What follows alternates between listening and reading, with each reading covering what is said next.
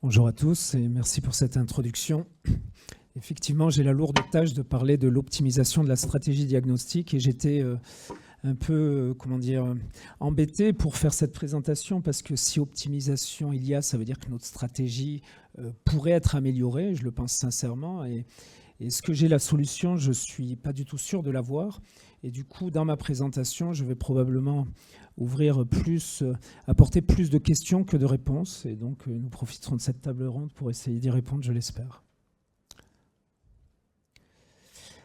Alors, je voudrais commencer, mais quelque chose que maintenant tout le monde connaît, par la physiopathologie. Et j'ai fait quelque chose d'assez simple en repartant sur cette problématique de déficit enzymatique, déficit en alpha-galactosidase A, qui va être à l'origine de cette surcharge en glycocéramide et qui va être à l'origine de façon extrêmement simpliste, mais finalement que l'on retrouve dans notre pratique clinique, de cette surcharge intracellulaire qui va aboutir concrètement à cette hypertrophie ventriculaire gauche, qui est quand même la base de notre stratégie diagnostique, et peut-être qu'on pourra le remettre en question.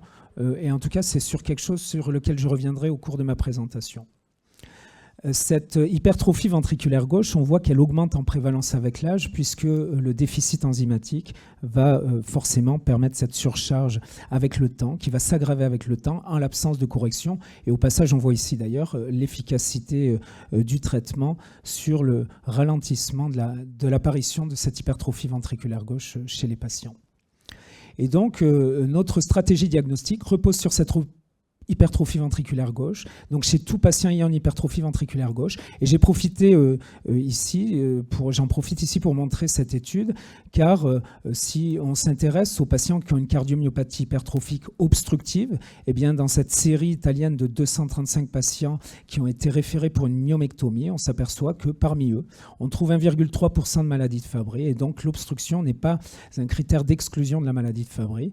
Et donc parmi nos cardiomyopathies hypertrophiques, les obstructifs peuvent potentiellement aussi être des maladies de Fabry, avec, vous voyez, des obstructions qui pouvaient atteindre 120 mm de mercure, des dilatations de l'oreillette gauche, comme on peut le voir dans les cardiomyopathies sarcomériques au stade de dysfonction diastolique.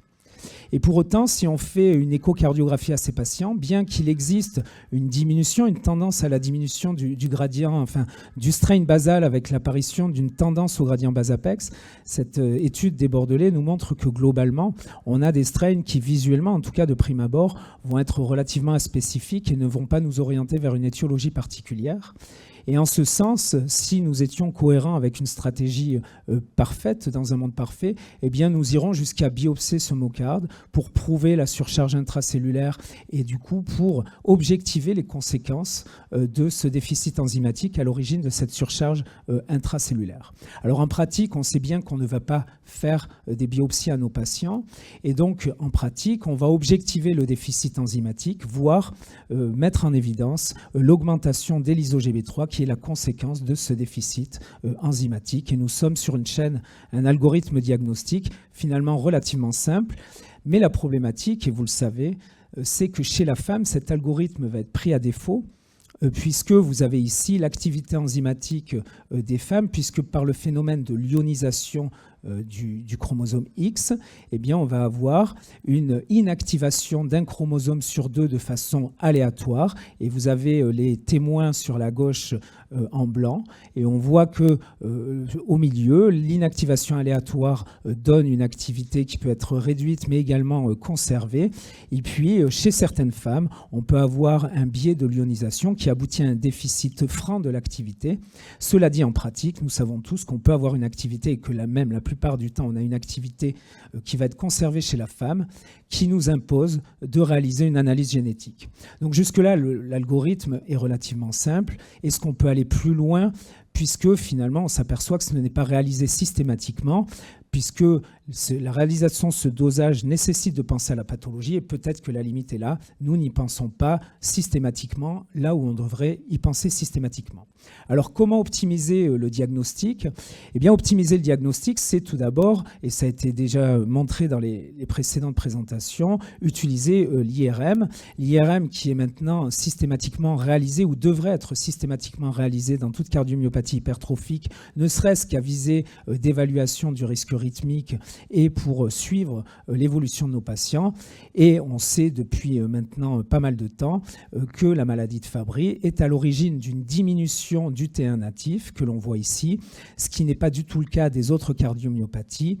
Et ce T1 natif, cet IRM, associant le T1 natif et la mesure du volume extracellulaire, nous permet de phénotyper nos patients. Et vous voyez ici que la maladie de Fabry est la seule maladie avec l'hémochromatose, la surcharge en fer, à être à l'origine d'une diminution de ce T1. Et on voit donc que sur ce seul paramètre, eh bien, l'IRM nous permet d'objectiver la surcharge induite par ce déficit en alpha-galactosidase. Et donc, cette seule IRM nous permet de distinguer une maladie de Fabry d'une autre étiologie. Donc, l'utilisation de l'IRM fait probablement partie de notre stratégie pour optimiser le diagnostic de la maladie de Fabry.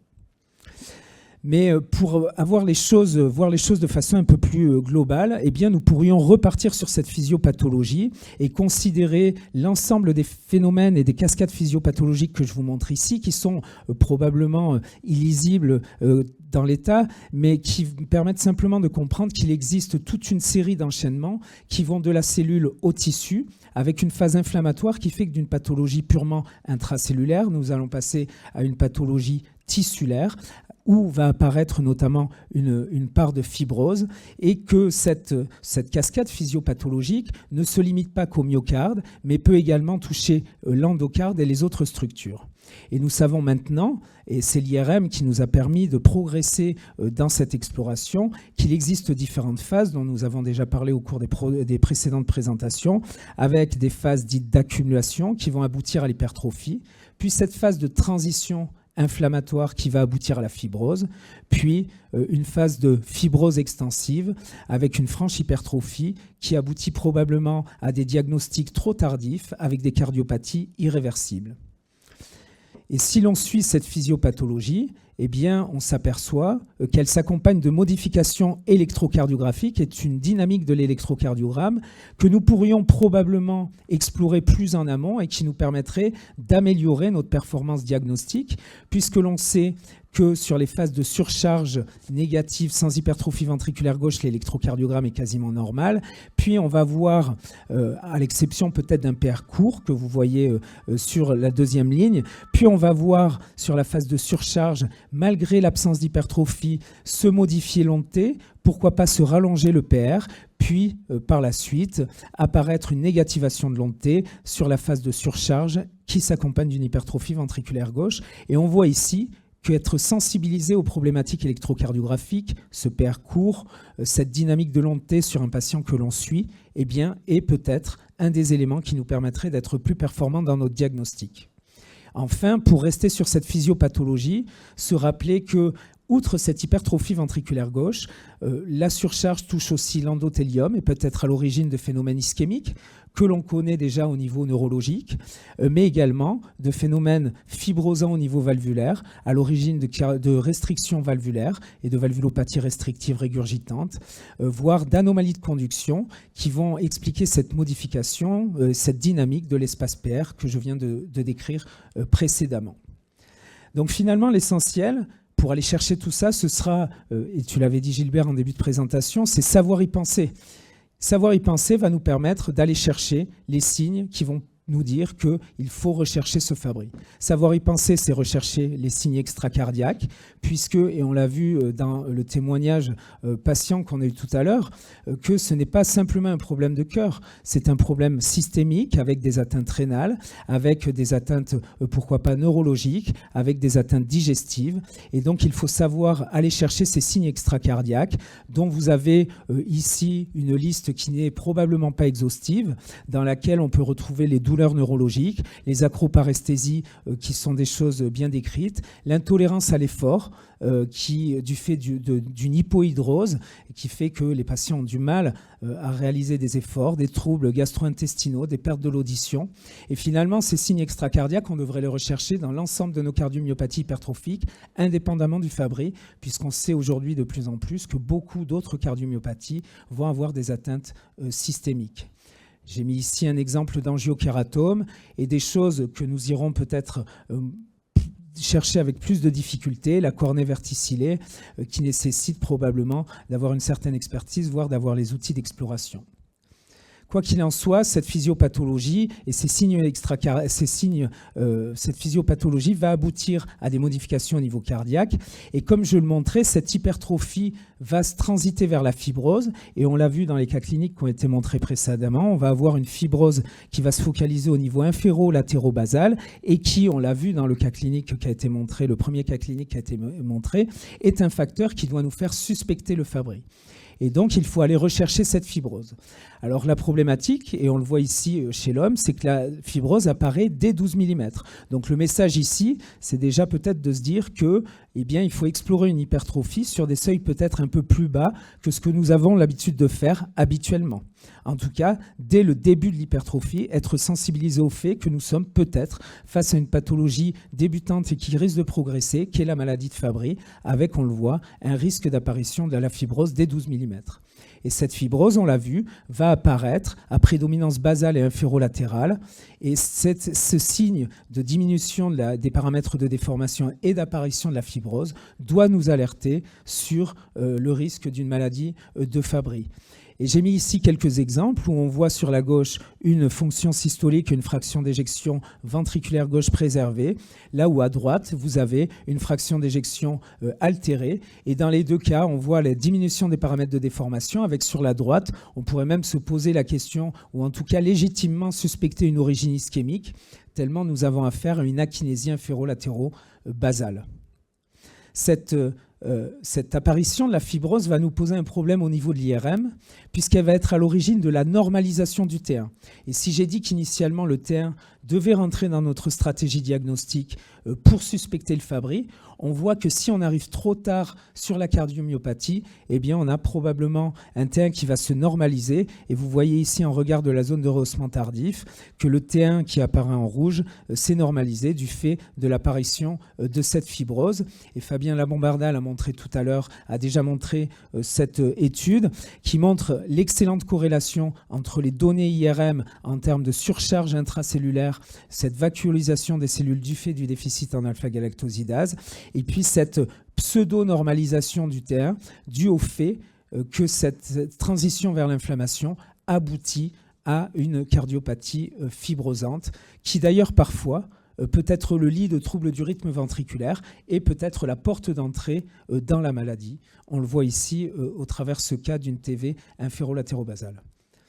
Donc je vous le disais, suspecter également en cas de valvulopathie restrictive, en cas de rétraction valvulaire comme on le voit ici sur ces feuillets mitraux. Et il est évident que quand on a affaire, quand on voit cette valvulopathie-là, on ne pense pas d'emblée à la maladie de Fabry. Et pourtant, nous avons en regard un ventricule, un myocarde hypertrophié, et cette régurgitation mitrale doit alerter sur la possibilité d'une maladie de Fabry, et pour autant, ce n'est pas ce à quoi on pense spontanément. Donc vous avez ici la liste des signes cardiaques principalement rapportés, que je ne vais pas reprendre, et simplement m'arrêter avant de conclure sur la problématique du cas particulier de la femme qui m'a fait du coup poser beaucoup de questions sur la façon dont on devait peut-être revoir notre façon de penser la maladie, en tout cas sur le versant cardiologique. Puisque si je vous ai montré que chez l'homme, la fibrose apparaît dès 12 mm, on sait que chez la femme, la fibrose apparaît avant l'apparition de l'hypertrophie. C'est-à-dire que cette phase inflammatoire précède la phase hypertrophiante. On a le début de la surcharge intracellulaire, puis la phase inflammatoire qui va aboutir à la fibrose, mais l'hypertrophie arrive plus tard. Et du coup, c'est assez intéressant de voir que chez la femme, c'est essentiellement le temps et l'âge qui va faire apparaître cette fibrose, là où chez l'homme, c'est essentiellement l'hypertrophie et la surcharge qui vont être à l'origine de l'apparition de cette fibrose. Et du coup, on devrait probablement avoir une stratégie diagnostique peut-être différente chez l'homme et chez la femme, puisqu'on voit qu'on aura une pathologie qui va s'exprimer au niveau cardiaque avant même d'avoir l'hypertrophie, qui est la base de notre stratégie diagnostique, en tout cas chez l'homme. Et donc, pour illustrer ce propos, vous avez ici le résumé qui vous montre qu'en haut, la femme, encore une fois, rentre dans sa phase inflammatoire indépendamment de l'apparition d'une hypertrophie. Et c'est probablement aussi pour ça qu'on la traite peut-être un peu tardivement, puisque n'ayant pas d'hypertrophie, elle est traitée tard, à un stade fibrosant où on peut imaginer qu'on a moins d'impact sur le pronostic et l'évolution de la cardiomyopathie.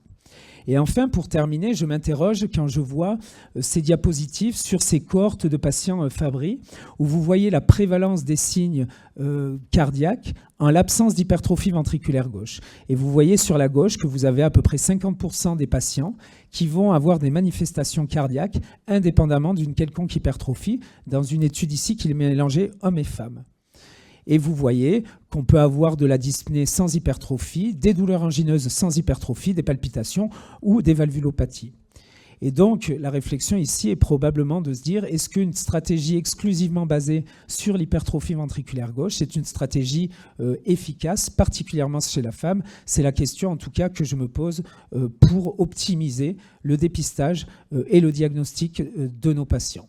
Donc pour conclure, rappeler cette synthèse qui dit qu'effectivement on explore l'hypertrophie ventriculaire gauche à partir de 15 mm quand on suit les guidelines, mais probablement ces guidelines d'ores et déjà disent que dans les contextes de maladies génétiques et dans le contexte familial, il faut descendre nos seuils. Et peut-être que nous pouvons nous permettre de descendre nos seuils pour l'ensemble de nos patients, puisqu'on l'a vu, arriver à 15 mm, c'est probablement un peu tardif.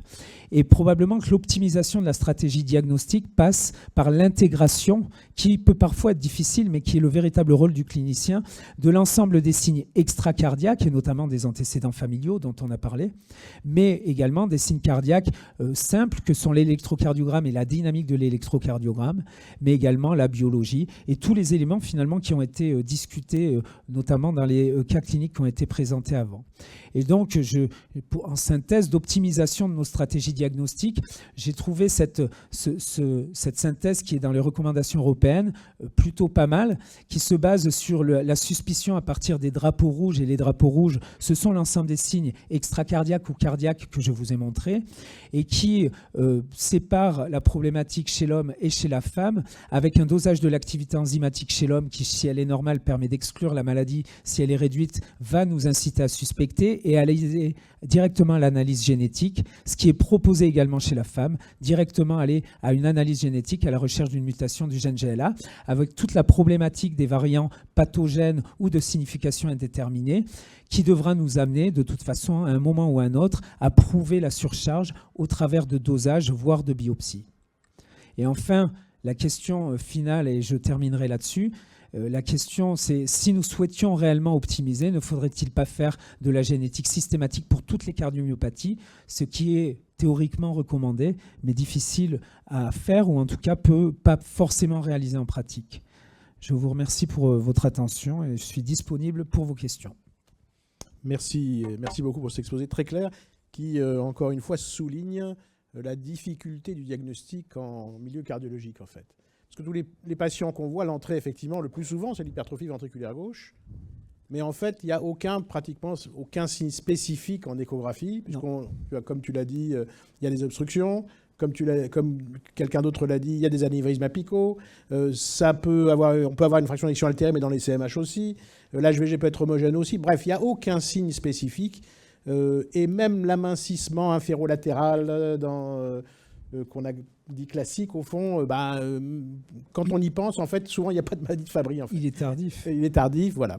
Donc c'est compliqué. Et en fait, le T1, lui, et c'est ce qu'on constate quand on fait les enquêtes familiales chez les apparentés de sexe féminin, qui n'ont souvent pas de cardiopathie évidente, le T1, la première signe, c'est le T1 qui est court, dans ses formes, dans ses variants cardiaques, en fait, dans ses mutations à variants cardiaques. Et donc, c'est un signe qui, effectivement, est très sensible et qui permet d'orienter très vite. Mais le problème, c'est que chez les variants cardiaques que l'on voit à un stade un peu avancé avec l'HVG, souvent, ils se normalisent et que donc, là encore, on est un peu démunis. Et donc, c'est vrai que la systématisation du génotypage GLA est quand même une avancée qui permet de ratisser extrêmement large, même s'il nous faut aujourd'hui, dans tous nos centres, 6 mois pour avoir un panel 1. Sauf si on fait que le GLA, où il nous faut 1 mois. Mais à ce moment-là, on rate pas mal de choses. C'est la problématique du temps de réponse de la génétique au sens large. Mais je me dis, en préparant la présentation, je me disais qu'on a quand même un progrès, parce que si on arrive quand même à le proposer à l'ensemble de nos patients, on va rattraper énormément de diagnostics pour lesquels on passait potentiellement à côté avant. Donc je me dis, bon, certes, on a des délais pour obtenir les résultats, mais La contrepartie, c'est qu'on rattrape des diagnostics, et donc ça vaut le coup quand même. Je suis tout à fait d'accord avec toi. Pour donner un autre exemple, on a fait opérer il n'y a pas très longtemps un homme de 70 ans qui avait une sténose aortique calcifiée très serrée. Ouais. C'est banal, mais il avait une HVG un peu trop importante. On a dit faites une biopsie. On tombe sur un aspect typique de Fabry. On n'aurait même pas suspecté, c'est un variant cardiaque pur, la célèbre mutation valine-isoleucine. Il n'a aucun signe extracardiaque comme souvent. Pour lui, ça ne va pas changer grand-chose à mon avis. Ça changera pas mal pour les gens qu'on va découvrir chez ses apparentés. La deuxième chose que je voulais te demander, c'est à l'expert de l'IRM que je m'adresse. On reçoit souvent des IRM faites en ville dans des centres privés où les T1 sont parfois pas du tout faits, ni les T2 d'ailleurs, ou quand ils sont faits, ils sont un peu vagues. Est-ce qu'on peut avoir confiance en ces T1 en sachant, moi si j'ai bien compris, que la cotation de l'IRM en ville fait que ça dure un peu longtemps quand on fait le T1, le T2 et tout le reste? Alors, la cotation, elle est fixe pour l'ensemble des structures, qui fait qu'effectivement, ensuite, plus on passe de temps à faire un examen et plus on occupe l'aimant, et du coup, moins on fait d'autres examens. C'est une vraie problématique, et c'est une problématique de l'IRM cardiaque au sens large, puisque les structures font peu d'IRM cardiaque. Alors, est-ce que ces T1 sont valables? Oui, ils sont valables. La problématique du T1, c'est qu'il y a une certaine variabilité du T1 entre constructeurs et surtout entre aimants. Vous avez le même aimant du même constructeur, vous aurez des variations d'un centre à l'autre, et qui fait que théoriquement, on devrait faire passer des volontaires sains pour connaître sa norme du T1. Cela dit, encore une fois, et peut-être que certains crieront au scandale, mais théoriquement, quand on est inférieur à 950 millisecondes, on peut considérer qu'on est sur un T1 qui commence à être abaissé. Mais encore une fois, il faudrait théoriquement avoir la norme du T1 en fonction de l'aimant. Mais effectivement, il n'est pas réalisé systématiquement. Quand il est réalisé, je pense qu'on peut lui faire confiance, mais malheureusement, il n'est pas réalisé systématiquement puisque ça rallonge un peu le temps d'examen. Malgré tout, je crois que cette notion se développe chez les collègues radiologues, même en libéral. Je crois qu'il y a de plus en plus de collègues qui sont amenés à le faire, quand ils sont dans le contexte des cardiomyopathies en tout cas. Je suis entièrement d'accord. Et le T1 est particulièrement du fait du Fabry notamment, est rentré dans les mœurs dans l'exploration des cardiomyopathies hypertrophiques. Donc à partir du moment où l'indication est l'exploration d'une cardiomyopathie hypertrophique, la plupart du temps le T1 est réalisé, enfin en tout cas je l'espère. La problématique est probablement sur ces dysfonctions systoliques ventriculaires gauche sur lesquelles on ne s'oriente pas vers le profil cardiomyopathie hypertrophique. J'ai montré un cas de dysfonction systolique où là ce n'est pas forcément réalisé. Et ce qui est dommage, puisque finalement, on est sur une cardiomyopathie qui commence à être évoluée et qui mériterait d'avoir un diagnostic. Est-ce que je peux me permettre de lire une question du chat, peut-être? Parce qu'elle n'est pas que sur l'IRM, mais elle fait vraiment la place au parcours de ces malades, peut-être en errance, comme la représentante de l'association nous l'a dit. Pour les collègues cardiologues qui travaillent justement en libéral, qui évoquent, voire on me pose la question, qui font le diagnostic, peut-être sur un buvard, peut-être sur un dosage, mais qui n'ont pas à proximité un hôpital capable de prendre en charge ou de confirmer le diagnostic. J'ai une idée de la réponse, mais que conseilles-tu à ces collègues qui n'ont pas proche de chez eux un hôpital référent en Fabry? Et donc ils suspectent un diagnostic? Ils le suspectent fortement, ou ils ont fait le diagnostic, mais ils ne savent pas à qui l'adresser. Mais déjà, on peut faire, enfin la plupart en laboratoire de ville, chez l'homme, on peut faire un dosage de l'activité alpha-galactosidase A, déjà. Et après, c'est-à-dire si c'est fait, ils ne savent pas à qui adresser, je pense qu'il faut les rassurer. Il y a un réseau de centres de... On a la filière cardiogène. Je pense que les personnes ne le savent pas finalement. En France, la DGES a créé des centres de compétences et références qui couvrent tout le territoire. L'objectif, c'est qu'il y ait un centre maladie rare, et ça s'explique à toutes les maladies rares, mais en particulier aux cardiopathies, à moins de 2 heures, je dirais presque à moins de 1 heure et demie, de tout point en France, en tout cas métropolitaine, il y a un centre de compétences ou de référence. Donc quand vous dites que l'hôpital de proximité n'est pas expert, c'est possible, mais vous avez à 1 heure, 1 heure et demie du domicile du malade, un centre expert, et vous pouvez aller sur le site de la filière cardiogène. Tous les centres et tous les responsables de ces centres y sont listés. Alors je ne sais pas si toi tu peux compléter ou comment ça se passe dans la région dans laquelle tu travailles. Non, mais enfin, il y a un maillage qui quand même couvre l'ensemble du territoire. avec des gens qui connaissent la pathologie. Et autant sur certaines cardiomyopathies, je ne crois pas qu'il soit systématiquement nécessaire de référer. J'ai tendance à croire que dans le Fabry, c'est quand même assez important, puisqu'on l'a vu, il y a des problématiques rythmiques, il y a des thérapeutiques extrêmement spécifiques. Donc je pense qu'il faut se tourner vers le réseau de la filière cardiogène de façon à référer les patients, ça me paraît important, particulièrement dans le Fabry.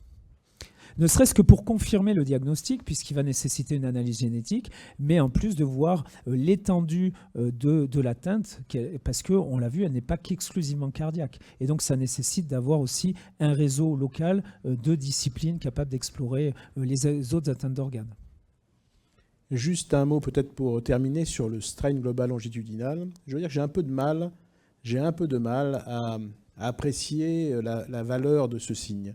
Autant je le trouve fréquemment chez des Fabry avérés, on arrive à le dégager, autant j'ai l'impression qu'on peut le trouver un peu beaucoup dans les CMH, dans d'autres CMH, et qu'on est orienté. Et vous faites aussi du strain, vous, quand même, un petit peu en IRM. Qu'est-ce que tu en penses? Alors, sur la problématique inférolatérobasale. Alors, moi, le premier, en fait, dès que j'en vois une et j'ai une CMH, j'ai un défaut de déformation inférolatérobasale, je suis persuadé d'avoir à faire un Fabry. On ne va pas se mentir. C'est rarement ça. C'est pas toujours ça. C'est pas toujours ça. Je ne crois pas qu'il soit spécifique, ce signe. Il est loin de l'être, mais il doit nous alerter. Il doit nous alerter et... alors nous, on est dans une démarche très systématique de recherche du Fabry, donc il ne va pas changer les choses, on va accélérer un peu les choses. C'est-à-dire qu'on va vraiment essayer de voir si ce n'est pas un Fabry plus vite. Mais en tout cas, pour ceux qui ne sont pas dans une démarche systématique de diagnostic, c'est un signe qui doit nous forcer à aller chercher la maladie. Mais malheureusement, il est loin d'être, il n'est pas pathognomonique et il est loin d'être tout le temps du Fabry. Une petite question, Olivier. On a vu tout à l'heure une chose qui m'a surprise, c'était une incidence de 10% d'anévrismes apicaux avec une certaine mutation coréenne. On voit beaucoup d'anévrismes apicaux dans les CMH, mais dans les Fabry. J'ai découvert ça, comme toi, sur la présentation. Personnellement, j'en ai jamais vu dans les Fabry. Et moi, je n'ai pas cette expérience, mais j'ai écouté avec intérêt la présentation de Fabien et qui montre encore que on a méconnu probablement beaucoup on a méconnu des diagnostics de Fabry, ou en tout cas moi personnellement j'ai probablement dû en méconnaître, parce qu'encore une fois je me suis fixé sur un profil type alors que l'on voit que c'est un profil extrêmement riche, protéiforme, et que probablement qu'il ne faut pas se limiter à cette hypertrophie ventriculaire très homogène telle qu'on l'a en tête. L'obstruction nous montre que c'est possible et on voit les anévrismes. Donc, voilà. Ça m'a fait poser la question de savoir si la mutation coréenne elle faisait partie de notre panel. Je suppose que oui. Oui, absolument. Eh bien, on est arrivé au bout de cette session 1 et on va démarrer la session 2